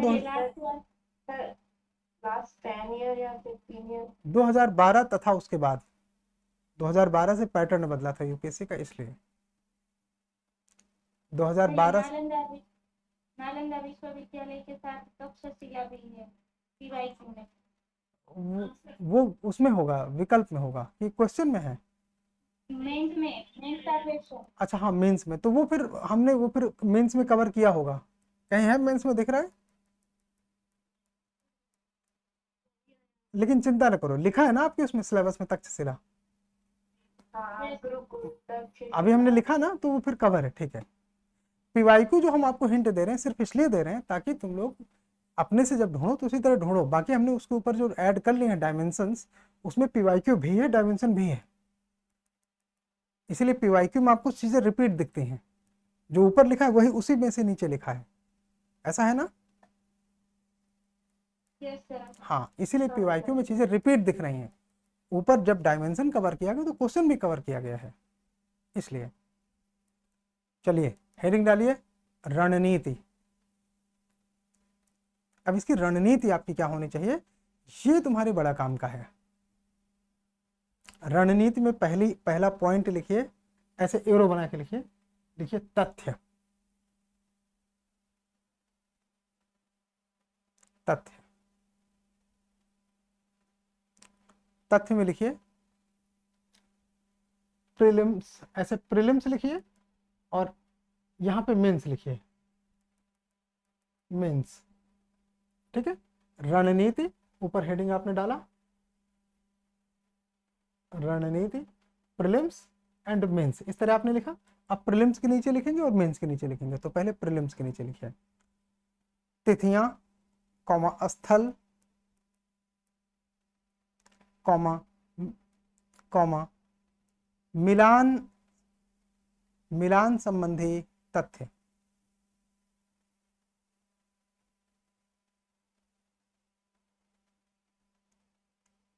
इसके लिए जो स्रोत है लिखना नहीं है, मैं बस बता देता हूं, वो एनसीईआरटी के पीछे सब स्रोत हैं। किसी के पास है पुरानी एनसीईआरटी अभी का अभी? Yes sir. Yes sir. आप किसी भी चैप्टर में पीछे जाइए, देखिए स्रोत हैं कि नहीं, इस तरह की चीजें हैं कि नहीं जो मैं बता रहा हूं, किसी भी चैप्टर के लास्ट में एक बार खोलो देखो।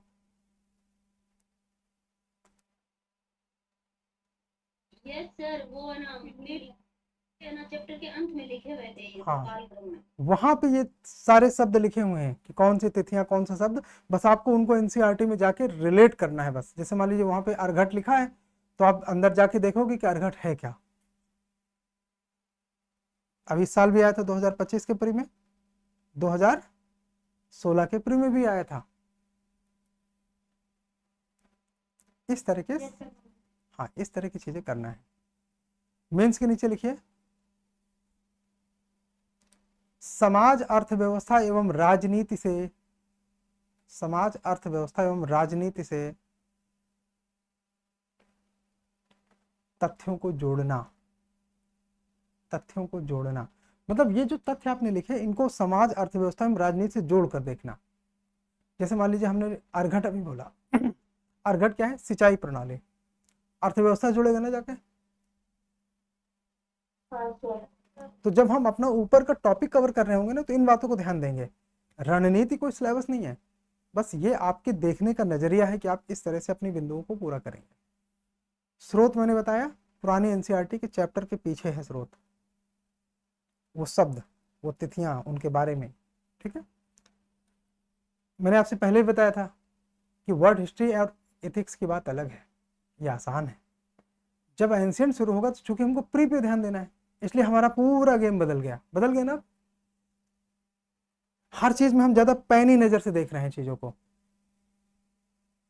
कि हमको किस तरह से, इवन रणनीति तक मैं पहले से लिखा के रेडी कर रहा हूं, ताकि आप लोग जो है अपने से लेफ्ट राइट भागें तो चीजें बढ़ें, कोई चीज छूटे ना। आप लोग अपना दिमाग लगाएं तो इतना तो कम से कम करें, इसके बाद लगाएं। जैसे बहुत सारे लोग आपको बोल देंगे अरे यूपीएससी में तिथियां नहीं आती हैं, मैं कह रहा हूं आती हैं, इसीलिए मैंने लिखा दिया तुमको, तिथियां तुम्हारी रणनीति में होना चाहिए।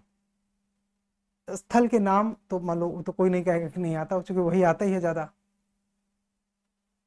ठीक है, चलो दूसरा लिखो, मानचित्र। मानचित्र, फिर प्री और फिर मेंस। एक मिनट, यहां पे आपने लिखा तथ्य, प्री और मेंस, मानचित्र।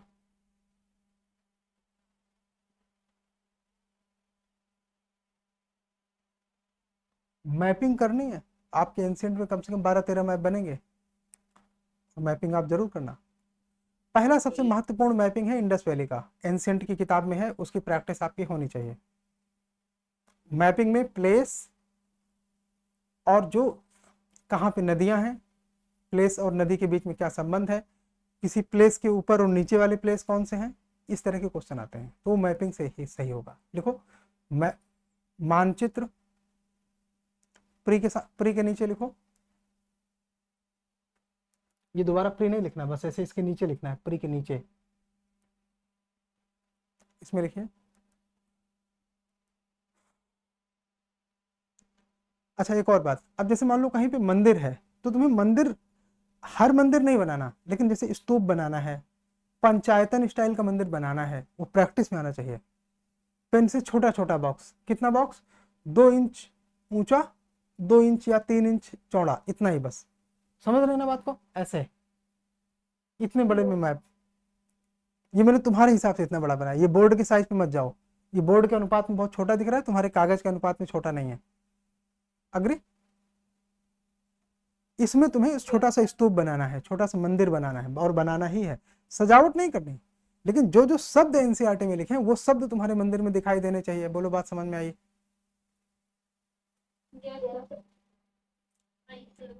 और ये वाला वीडियो तुमको जिसको चाहिए बताना, मैं तुमको टेलीग्राम में भेज दूंगा, ताकि तुम ये भूलो, ताकि तुम भूलो नहीं कि ये कहाँ पे जा रहा है। ठीक है, बाकी ये अपलोड भी हो जाएगा ऐप में, तो लेकिन जिसको चाहिए, ये इसकी रणनीति तुमको याद रखनी है। मैंने आपसे कहा था कि जब एंशिएंट शुरू होगा तो गेम थोड़ा सा कठिन हो जाएगा, टाइम टेकिंग होगा, बट हमारा लक्ष्य लक्ष्य है, उसको हमें उसी समय अचीव करना है। डन। अब लिखिए, प्री के नीचे लिखिए स्थापत्य, कॉमा मंदिर शैली, कॉमा गुफा स्थल, गुफा स्थल। ये मानचित्र के साथ ना नीचे चित्र भी लिख लो, ऐसे मानचित्र एवं चित्र। मानचित्र में एक्चुअली वो सिर्फ मैप होता है, हमको चित्र भी चाहिए, ये ऐसे लिख लो।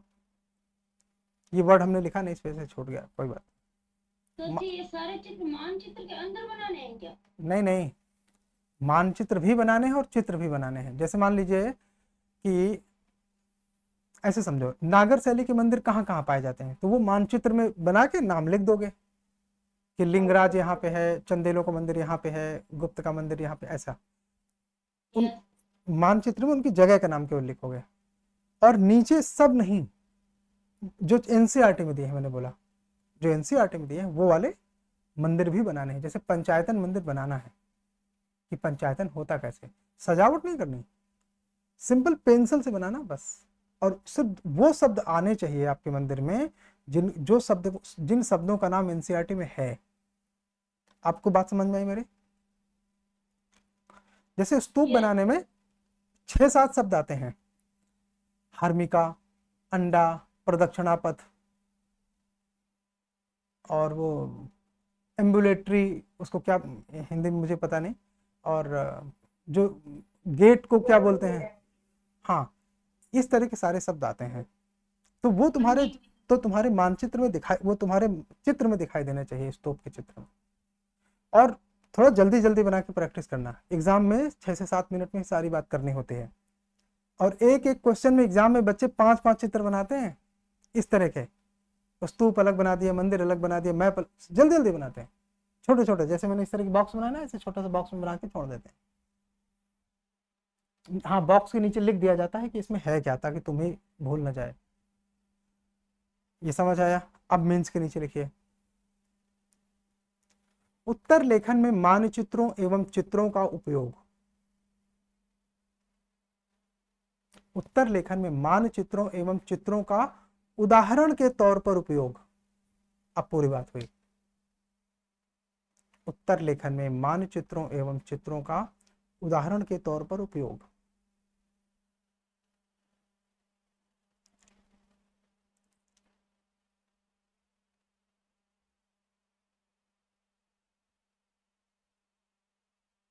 ठीक, फिर यहां पे लिखिए नीचे पीवाईक्यू अभ्यास। पीवाईक्यू अभ्यास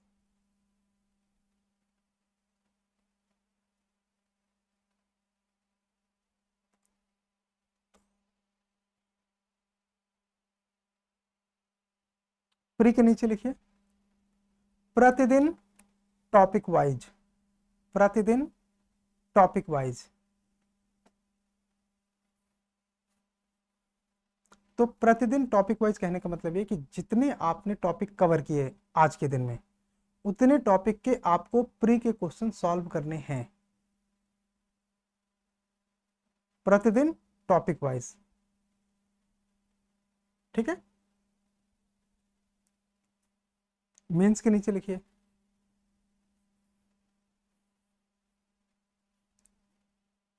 उदाहरणों के साथ बिंदुवार उत्तर लेखन। उदाहरणों के साथ बिंदुवार उत्तर लेखन, ये पीवाईक्यू पे हमको करना है।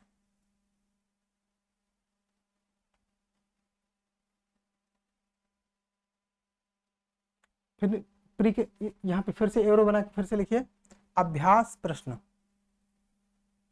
या प्रश्न अभ्यास। पहले क्या आना चाहिए? अभ्यास प्रश्न। अच्छा, अभ्यास प्रश्न सही है, तो लिखिए अभ्यास प्रश्न। और फिर उसके सामने प्री के नीचे लिखिए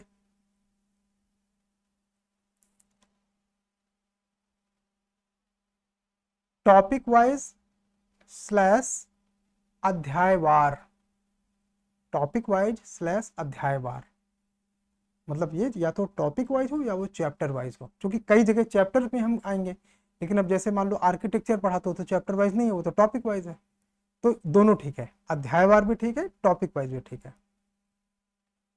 लिखिए अध्यायवार या टॉपिक वाइज। ठीक। मेंस के नीचे लिखिए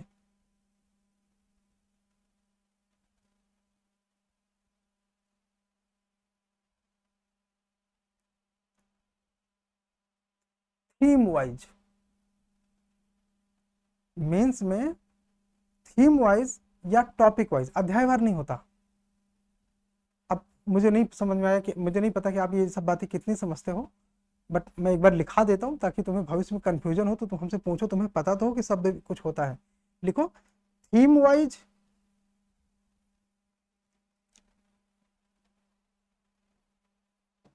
theme dash wise slash topic wise. जैसे गुप्त प्रशासन टॉपिक वाइज हुआ। प्राचीन काल में स्थापत्य थीम है, प्राचीन काल में साहित्य थीम है, बुद्ध साहित्य टॉपिक है। अंतर समझ में आया? नहीं। तो फिर बस तुम लिख लो, ये तुम्हारे लिए ज्यादा जरूरी है। इसका मतलब तैयारी में तुम भाई बहुत पीछे हो। ये तुमसे जो लोग 2-4 किलोमीटर आगे, इनको समझ में आ गया होगा। अंजलि ये सर समाधान। थीम और टॉपिक में अंतर समझ में आया? Yes sir. जैसे गुप्तकालीन मंदिर टॉपिक है और मंदिर स्थापत्य अपने आप में अगर केवल है तो वो थीम है। सर जो जैसे कई टॉपिकों का संग्रहण होगा, मतलब उसमें संग्रह होगा। कई टॉपिक से छना हुआ भाग, ये ठीक है, तुम समझ गए, मैं समझ रहा हूँ। कई टॉपिक से छना हुआ भाग थीम होता है। जैसे ये कहा जाए कि प्राचीन इतिहास में मंदिर स्थापत्य की विशेषताएं बताइए, तो ये थीम है। तुम्हें मंदिर स्थापत्य में गुप्त काल मिलेगा, हर्ष काल मिलेगा, उसके पहले बाद में जो भी मंदिर तुम्हें दक्षिण भारत के मंदिर सब मिलेंगे, वो थीम है। टॉपिक होता है तो इस टॉपिक ज्यादा सरल होता है, थीम थोड़ा कठिन होता है। टॉपिक में क्या है, गुप्तकालीन मंदिर, तो एक टॉपिक वो एक ही जगह आपको मिलेगा। लिख लो, मैं बताऊंगा फिर बाद में जिसको नहीं समझ में आया। आ गया सबको? गीता देवी, सॉरी गीता सिंह। गीता, तुम्हारा सर्टिफिकेट में क्या नाम है? गीता कुमारी। यस सर, इसमें मैंने गीता डाल रखा है अपना नाम। सर्टिफिकेट में क्या नाम है हाई स्कूल में? गीता कुमारी। गीता कुमारी, हाँ। तो मैंने पहले गीता देवी गलत कहा, फिर गीता सिंह गलत कहा, और असली में है गीता कुमारी। ठीक, आ गई बात आपको समझ में? Yes sir. ठीक, तो ये रणनीति हमने करी। और रणनीति में आपका कोई एक बार सब आप पूरा देख लीजिए ऊपर से नीचे तक, कहाँ किस शब्द में आपको डाउट है ये हमको बताइए, तो हम फिर कुछ और आगे चलें।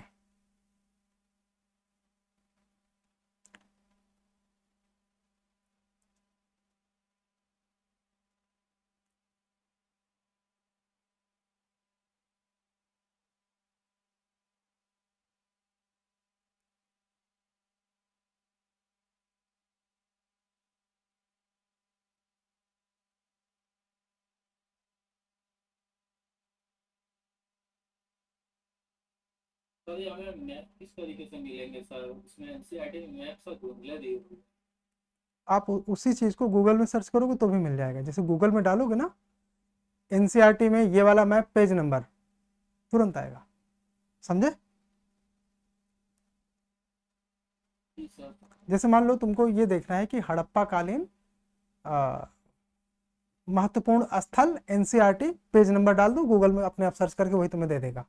उसको तुम जूम करके बना लो। या एक और तरीका है, आप मुझे याद दिलाना। लेकिन फिर मैं बोलता हूँ, मैं देखता हूँ तुम लोग याद दिलाते हो एक बार, फिर तुम्हारा काम खत्म, जैसे नौकरी कर रहे हो। नहीं, एक बार याद दिलाना, फिर 1-2 दिन बाद नहीं दिया तो दोबारा याद दिलाना।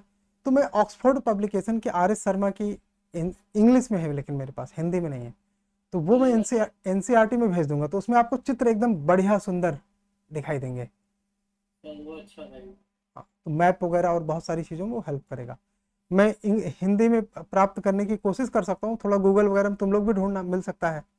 हिंदी में अगर ऑक्सफोर्ड पब्लिकेशन की RS शर्मा की एंशिएंट की आपको किताब मिल जाए तो ठीक है।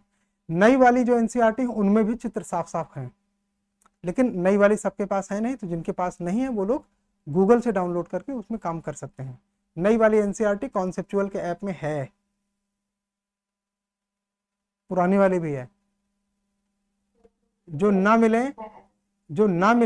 जो एनसीईआरटी ना मिले, एक एक मत बताना, लिस्ट बना लेना, हमको भेज देना, तो हम अपने टाइपिस्ट महोदय को भेज देंगे, तो वो सब अपलोड कर देंगे धीरे धीरे उचित समय पर।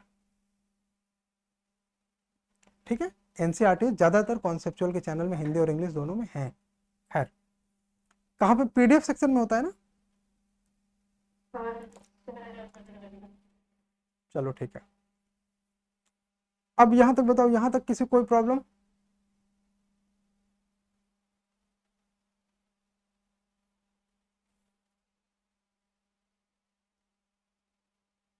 लिख लो स्रोत। स्रोत में लिखिए प्राचीन इतिहास -RS शर्मा, कॉमा CCRT।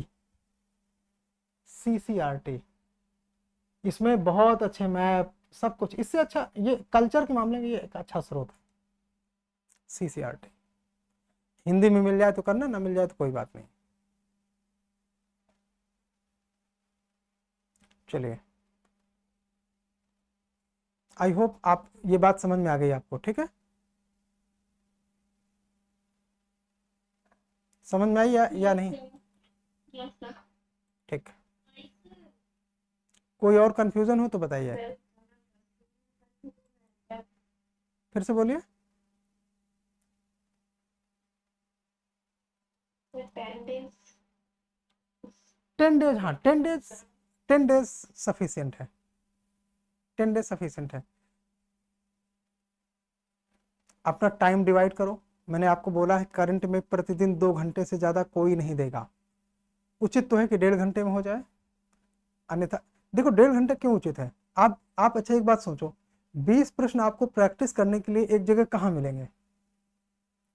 और कितना कम टाइम लगाओगे आप?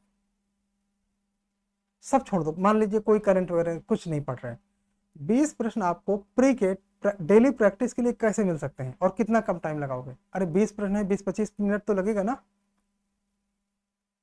Yes sir. इसलिए मैंने बोला 1.5 घंटे उचित है। 1 घंटे का करंट है, 20 प्रश्न है साथ में, और मेंस के भी एक दो क्वेश्चन तुम लोग प्रैक्टिस करना शुरू कर दो तो और अच्छा है। भाई तुम्हारे पास ग्रुप्स हैं, तुम एक दूसरे के तो चेक कर सकते हो ना, यस सर। एक दूसरे के। हाँ, अगर आपको इसमें आंसर राइटिंग में मान लीजिए दिक्कत है तो आप आंसर राइटिंग के लिए अलग से ग्रुप बना लो। ऐसे लोगों को ग्रुप में ऐड करो जिन पे तुम्हें भरोसा हो कि हाँ ये हमारे साथ जो है सही काम कर पाएगा। भाई तुम्हें ये तो पता चल गया हो ना किस पे भरोसा करना है किस पे नहीं। खुद पे तो डाउट नहीं है, खुद पे तो डाउट नहीं है। No sir. सबसे बड़ा प्रश्न ये है, खुद पे सबसे बड़ा डाउट है कि सबसे बड़े डिसरप्टर हम ही तो नहीं है। तो अगर मान लीजिए कोई बच्चा है या बच्ची है जिसको ये लग रहा है कि हम ही सबसे बड़े डिसरप्टर हैं, तो आप अनुशासित हो जाएं, आईएएस बन जाएंगे ना, सब अच्छा हो जाएगा। नहीं बनेंगे तो जिंदगी में जितना तुम्हारा हुनर है ना सब धरा का धरा रह जाएगा, जितने काबिल हो वो काम नहीं आएगा। इसलिए खुद से इंश्योर करो कि आप दूसरों के साथ भरोसा पैदा करो। ऐसी अपनी प्रतिछाया मत डेवलप करो कि दूसरा व्यक्ति आपके साथ ग्रुप न बनाना चाहे।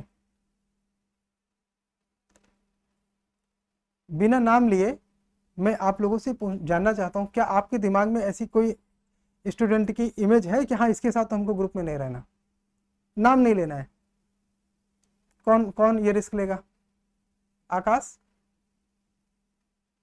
है कोई जिसको तुम्हें लगता है? नाम नहीं लेना मैंने बोला, तुम सिर्फ यस नो में बोल सकते हो। है ना? कितने लोग होंगे, एक दो की ज्यादा? बस इसमें इतना बताना चाहता हूँ कि ग्रुप में लेने जितने 8 जितने लड़के हैं बस। अच्छा 8 लोग हैं, मतलब बाकी 7 लोग नहीं हैं? 8 के ही ग्रुप बन सकते हैं देखने जाओ तो।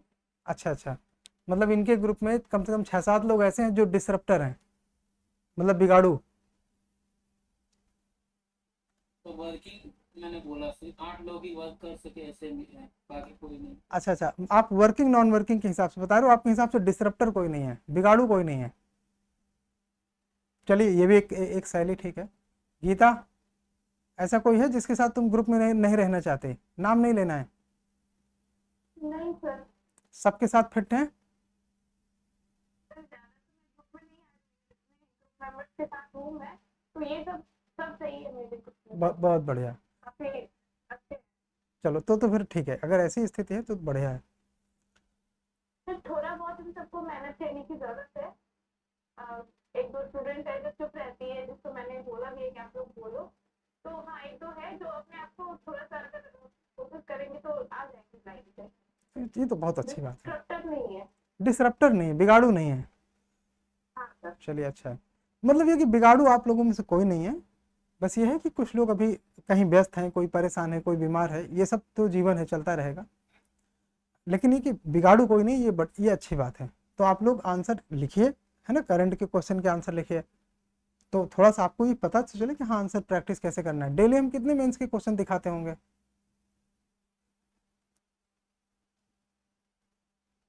सर 3-4 तो हो ही जाते हैं।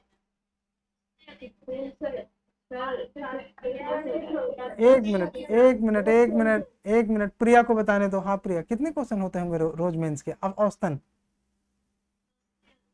10 से अधिक। समीक्षा, 10 और 3 में कुछ अंतर होता है? हाँ सर। कुछ ज्यादा ही होता है। अंजनी मौर्य, कितने क्वेश्चन होते हैं बच्चे? मेंस 500 और पीसी 90 सब मिला के 20 प्लस हो जाता है। 20 के आसपास, समझ रहे हैं आप? ऐसे क्योंकि एक एक आप सही है, सही, आपने जो कहा वो एकदम सही है।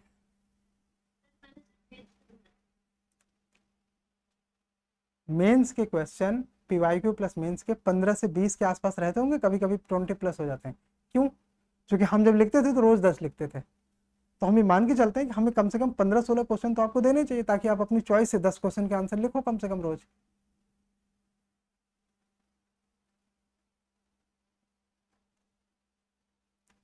और कुछ बच्चे हैं जो लिखते भी हैं। 10 तो कोई नहीं लिखता अभी मेरी जानकारी में। 6-7 तक हमको बताया कुछ बच्चों ने कि हम 6-7 क्वेश्चन का आंसर लिख लेते हैं डेली। तो ये भी करो आप साथ में। चलो, तो ये चीज़ हम इंश्योर करेंगे और बढ़िया से तैयारी करेंगे, सिलेक्शन लेने के लिए तैयारी करेंगे। भरोसा आपका बढ़ेगा जब आप इस तरह से नोट्स मेकिंग करेंगे एनसीईआरटी पे। मैंने बताया कि आर एस शर्मा की एनसीईआरटी को आधार बनाइए। अब मैंने इतना कुछ बता दिया कि तुम आर एस शर्मा से अब निकल नहीं सकते ना, अब वो खोलना तुम्हारी मजबूरी हो गई है। हाँ बेटा, तो मैंने अभी चेक किया, मतलब अभी तो उसमें प्रिंट का नहीं है, मैंने अभी तो चेक किया। अच्छा एंशिएंट का नहीं है, लिस्ट बना के हमको भेजो व्हाट्सएप में, लिस्ट बना के हमको भेजो, ठीक है। हाँ, अब से शाम तक जब भी तुमको बना के भेजना, तुम वो मुझे लिस्ट बना के पूरी भेज दो कि हाँ ये एनसीईआरटी नहीं है। और जो तुम्हें किताबें लगती हो ज़रूरत की वो भी, लक्ष्मीकांत लगती हो, स्पेक्ट्रम लगती हो, जो भी चाहिए होगा, सीसीआरटी चाहिए हो, या और तुम्हें कुछ भी लगता हो कि ये होता तो अच्छा होता, आराम से सोच समझ के एक लिस्ट बना के भेज देना। तो जो जो संभव होगी, मैं ये तो नहीं कह रहा कि हर चीज़ अपलोड हो जाएगी, वो हम एक बार में कर देंगे, तो अपलोड कर देंगे धीरे धीरे 1-2 दिन 3 दिन में, ठीक है। चलो, तो आज की सेशन के लिए बस इतना ही। मुझे लगता है कि आप ऐसा करोगे तो आपका एंशिएंट हिस्ट्री में जो 4-5 प्री के क्वेश्चन होते हैं और एक आध जो मेंस के क्वेश्चन होते हैं वो सब सही हो जाएंगे। इसी भरोसे के साथ इस सेशन को यहाँ पे समाप्त करते हैं। Thank you so much. कुछ पूछना है तो अभी भी बता सकते हो। चलो bye. Thank you so much sir. Thank you.